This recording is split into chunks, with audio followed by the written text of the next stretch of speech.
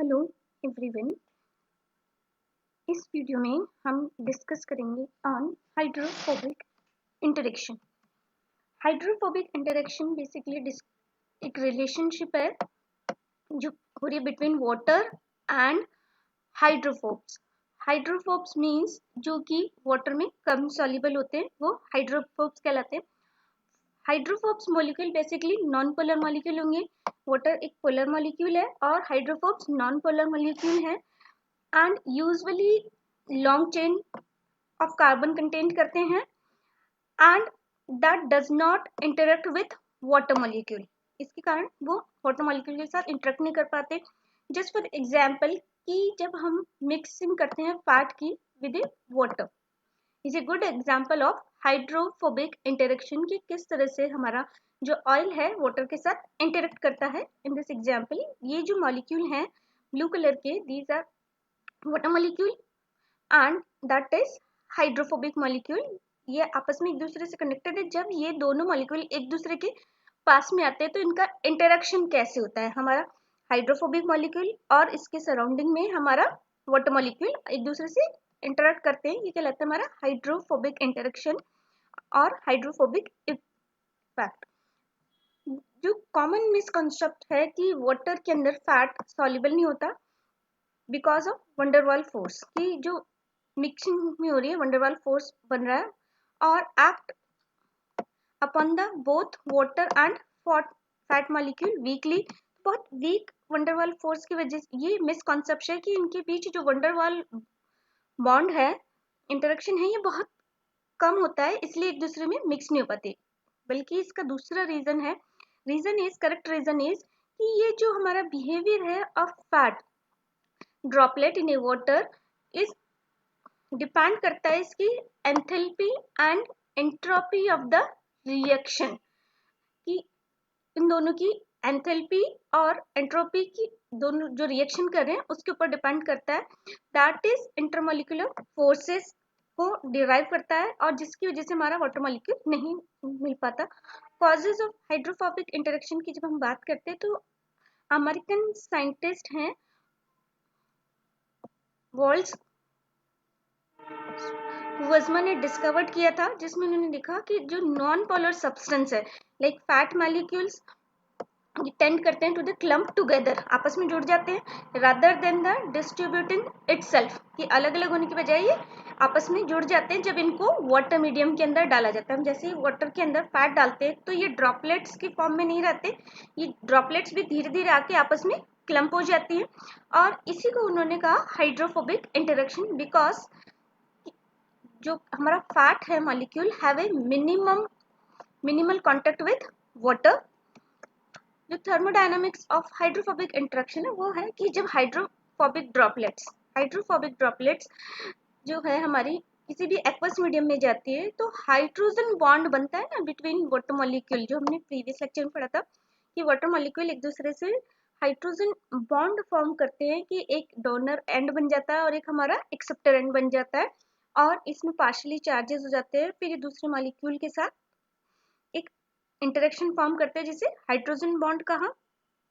Water molecule के बीच में जो हाइड्रोजन बॉन्ड बन रहा है will break down to make room for the hydrophobes, कि जैसे ही पानी के अंदर हमने फैट डाला तो जो वाटर मॉलिक्यूल आपस में हाइड्रोजन बॉन्ड से जुड़े हुए थे वो हाइड्रोजन बॉन्ड टूट जाता है और वो गैप फॉर्म करता है और रूम स्पेस फॉर्म करता है जिसके अंदर हाइड्रोफोब्स एंटर करता है और water molecule does not react with hydrophobes, कि हाइड्रोजन बॉन्ड उन्होंने तोड़ दिए जो वाटर मॉलिक्यूल के थे और इस स्पेस के अंदर ये बॉन्ड सेपरेट हो गया और इस स्पेस के अंदर हमारा हाइड्रोफोब्स एंटर कर जाता है और react water molecule does not react with, और ये जो वाटर मॉलिक्यूल इसके सराउंडिंग में इससे रिएक्ट नहीं करेगा और ये कंसिडर करता है एंडोथर्मिक रिएक्शन।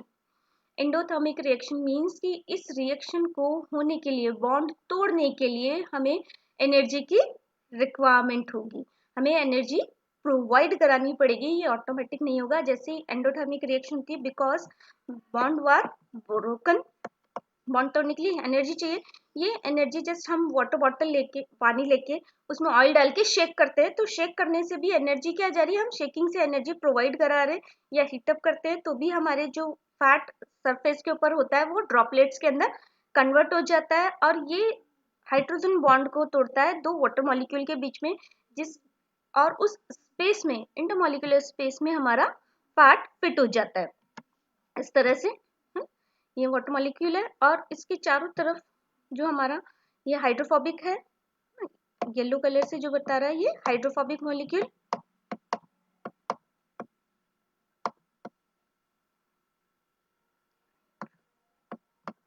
ये हाइड्रोफोब्स है और ये हाइड्रोजन ब्लू कलर से वाटर मॉलिक्यूल है हमारे।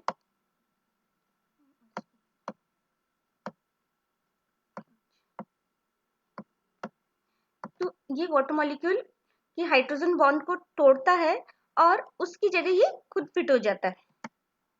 जो वाटर मॉलिक्यूल है that are destroy by the presence of hydrophobe and will make new hydrogen bond. टूट गए पुराने बॉन्ड और फिर ये नए बॉन्ड बनाते हैं। पहले ये हाइड्रोजन हाइड्रोजन आपस में जुड़े हुए थे शीट के फॉर्म में किसी भी तरीके से।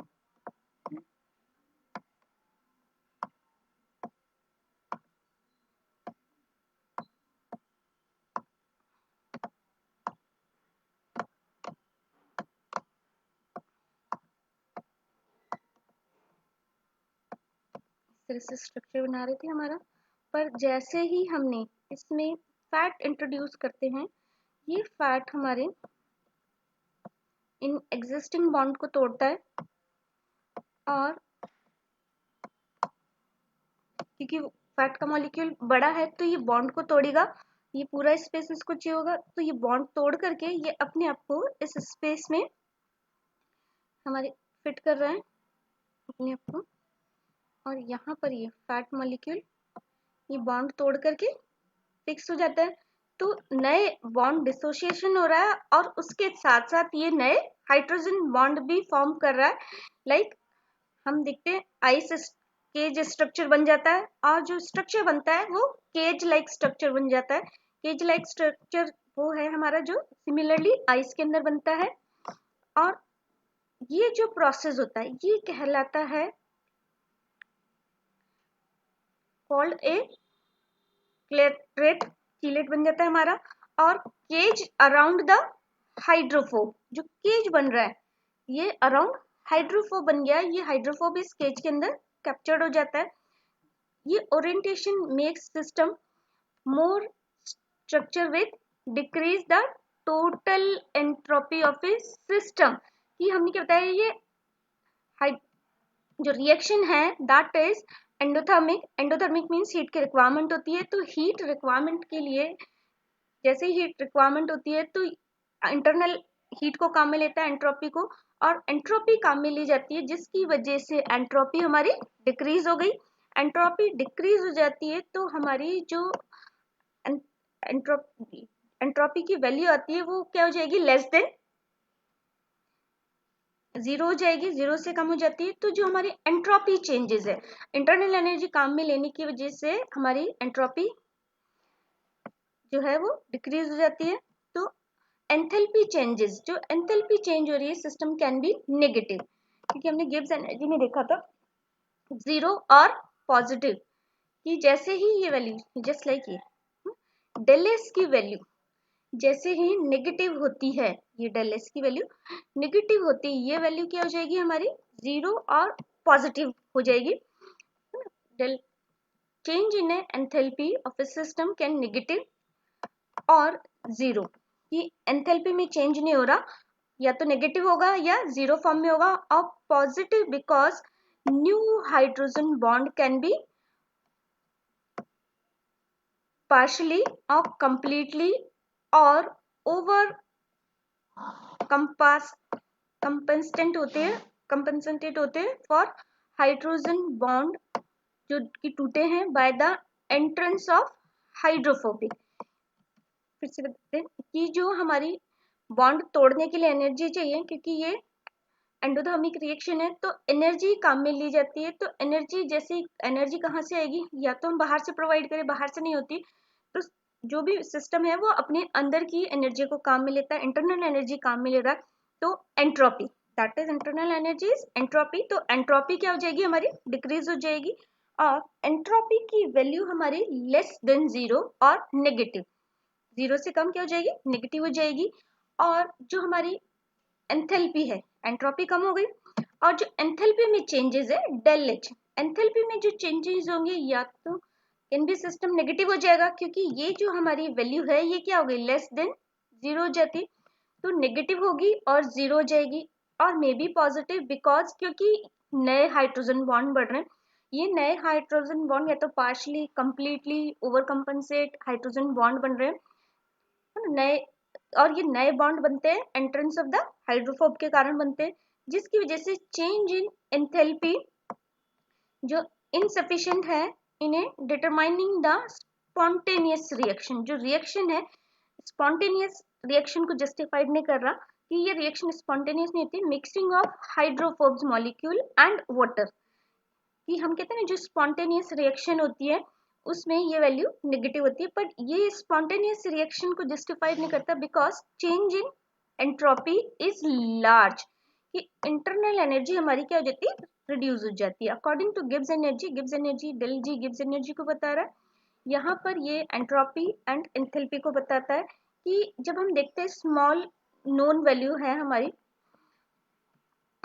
एंथैल्पी की del H and large negative value of, ये है हमारी डेल एच, हमने बताया एंथैल्पी,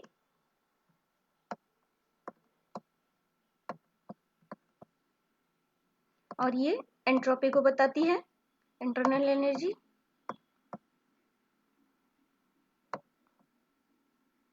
ठीक है, जो हमारी एंथैल्पी में चेंजेस है वैल्यू बहुत ज्यादा नेगेटिव हो जाती है, वैल्यू ऑफ, ये हमारी जो एंट्रोपी है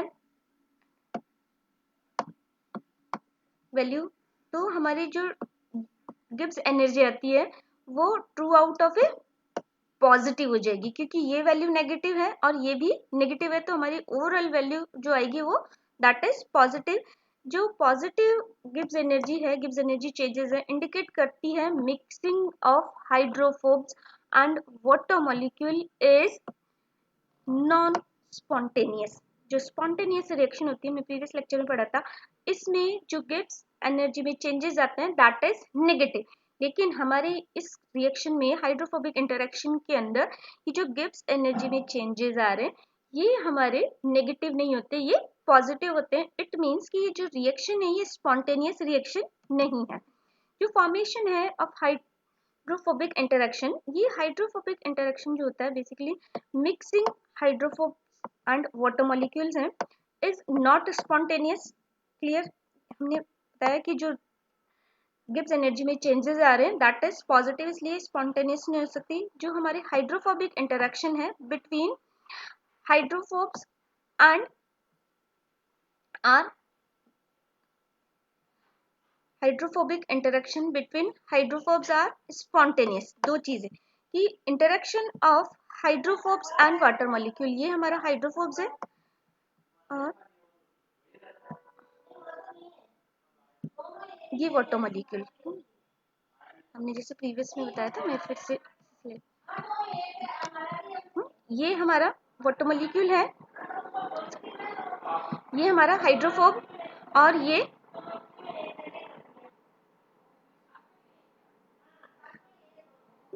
वाटर मॉलिक्यूल हाइड्रोफोब्स है फैट मॉलिक्यूल, और ये हमारे वाटर मॉलिक्यूल्स है। जब ये आपस में इंटरेक्ट कर रहे हैं तो इन दोनों के बीच में जो इंटरेक्शन होता है फैट फैट मॉलिक्यूल के बीच में, ये स्पॉन्टेनियस होगा। दोनों जो फैट फैट मॉलिक्यूल रिएक्शन कर रहे हैं दैट इज स्पॉन्टेनियस, लेकिन जो इंटरेक्शन हो रहा है between the water molecule and the fat molecule is non spontaneous. तो जितने भी वाटर मॉलिक्यूल हमारे फैट के साथ इंटरेक्ट कर रहे हैं ये नॉन स्पॉन्टेनियस है, और फैट फैट मॉलिक्यूल जो आपस में इंटरेक्ट करते हैं वो हमारा नॉन स्पॉन्टेनियस होता है। और जब हाइड्रोफोब्स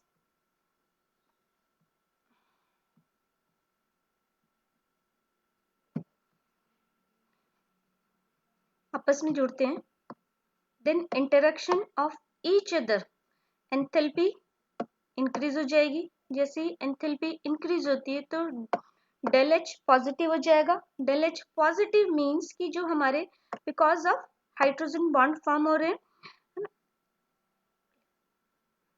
क्लेरेट केज बनता है और नए बॉन्ड बनने के कारण हमारी जो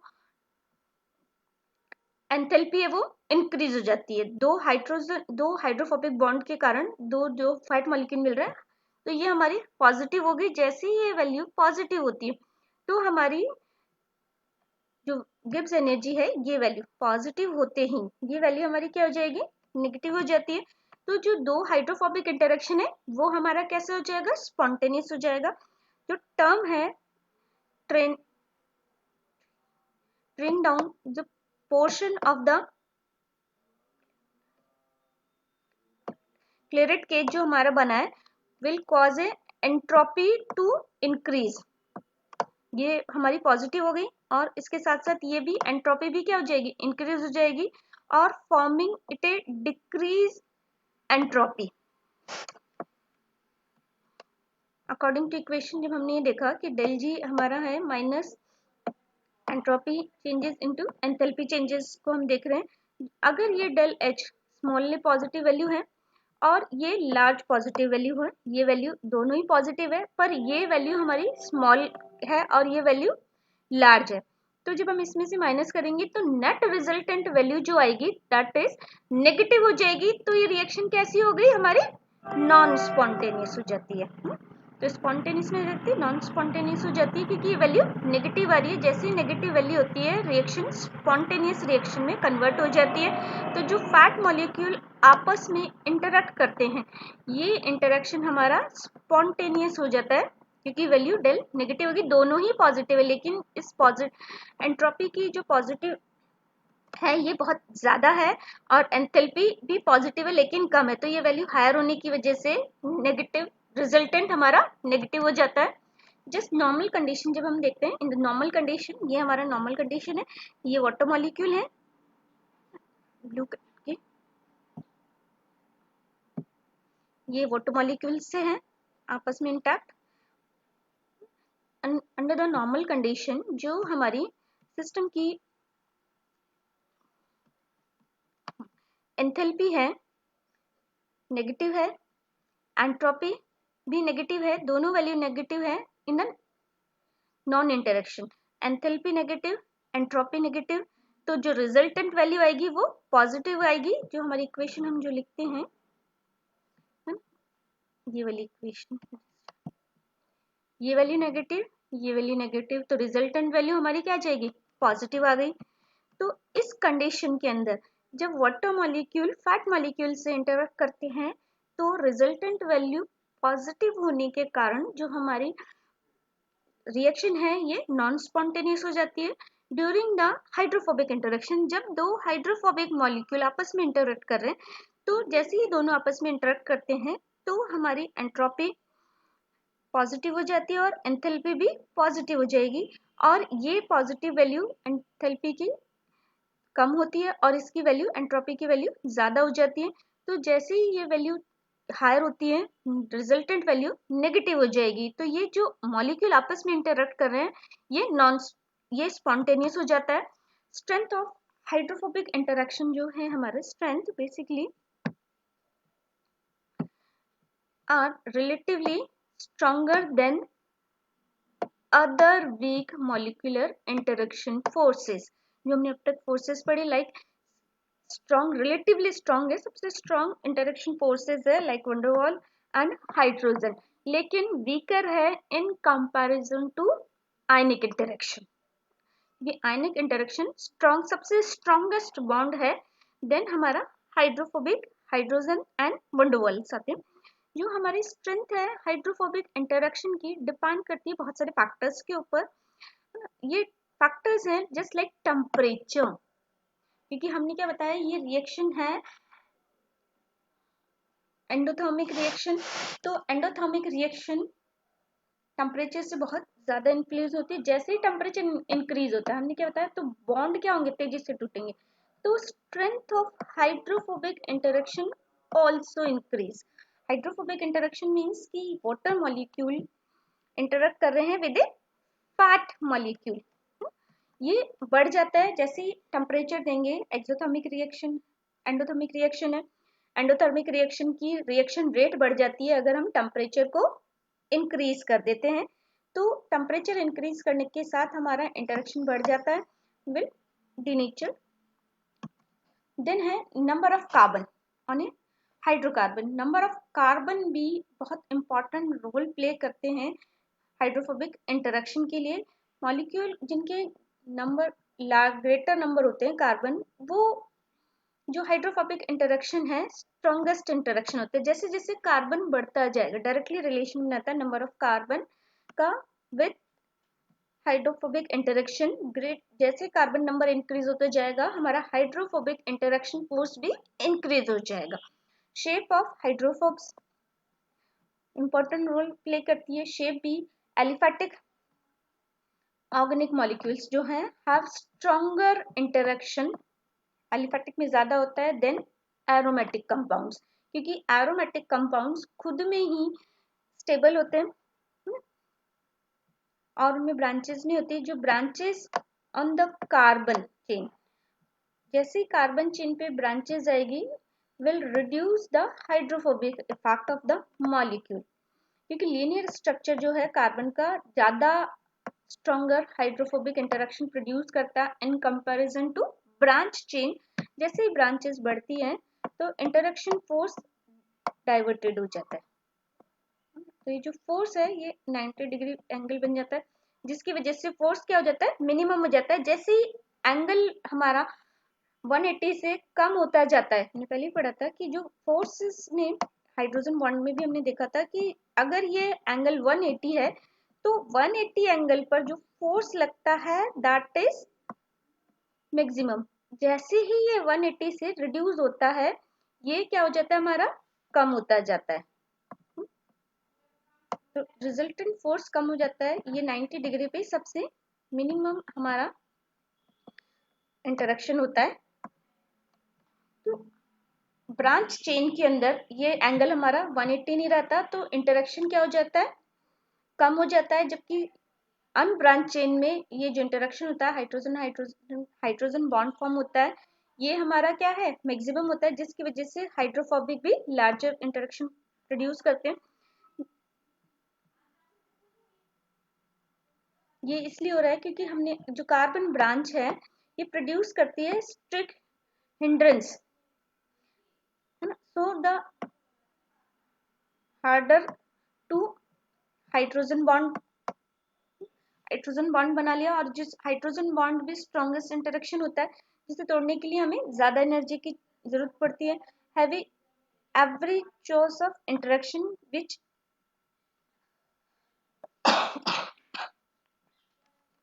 और ये जो है, जो हाइड्रोजन है हमारे, ये हाइड्रोजन बॉन्ड फॉर्म करते हैं विद ए वाटर कंटेंट।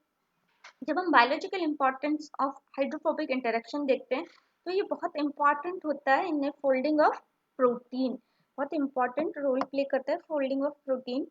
जो प्रोटीन है इंपॉर्टेंट है प्रोटीन की पे स्टेबल, जैसे ही फोल्डिंग हो जाती है प्रोटीन की, प्रोटीन अनस्टेबल हो जाता है। जितने भी बायोलॉजिकल कैटलिस्ट हैं लाइक एंजाइम सब प्रोटीन के बने होते हैं, और अगर वो एक्टिवेटेड रहे तो वो हमारे स्टेबल फॉर्म में होने चाहिए। स्टेबिलिटी जैसे ही रिड्यूस होगी वो अनफोल्ड हो जाते हैं, इस फॉर्म में प्रोटीन एक्वस सॉल्यूशन में जाती।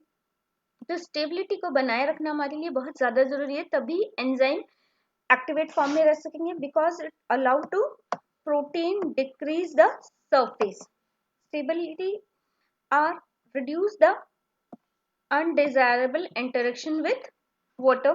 कि जैसे ही हमारा ये प्रोटीन है, ये हमारे प्रोटीन ये हाइड्रोफोबिक रीजन है और ये हाइड्रोफिलिक रीजन, ये दोनों ही आपस में इंटरेक्ट करते हैं। आइसोप्लेटेड प्रोटीन है और ये स्टेबल कब होगा, एक्टिविटी जब कब ज्यादा होगा कि जब इसका सरफेस एरिया बढ़ेगा।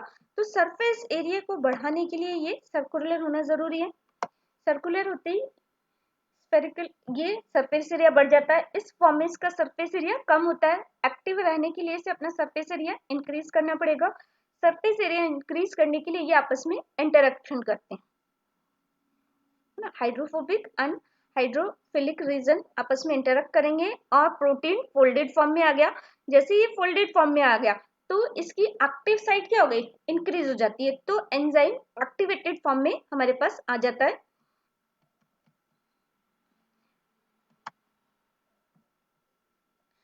इसके अलावा प्रोटीन के अलावा भी बहुत सारे बायोलॉजिकल सब्सटेंस हैं जो कि हाइड्रोफोबिक बॉन्ड के ऊपर रिलाई करते हैं और सर्वाइवल एंड फंक्शन करते हैं। लाइक हमारे एग्जांपल है फॉस्फोलिपिड्स।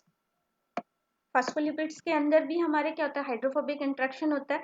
जो हमारी मेम्ब्रेन है वो फॉस्फोलिपिड की बनी है और एवरी सेल जो हमारी बॉडी है वो फॉस्फोलिपिड की बनी होती है। तो ये फॉस्फोलिपिड भी हमारा इंटरेक्शन करता है, हाइड्रोफोबिक इंटरेक्शन, क्योंकि फॉस्फोलिपिड में लिपिड भी है, हाइड्रोफोबिक एंड भी है एंड हाइड्रोफिलिक एंड भी होते हैं।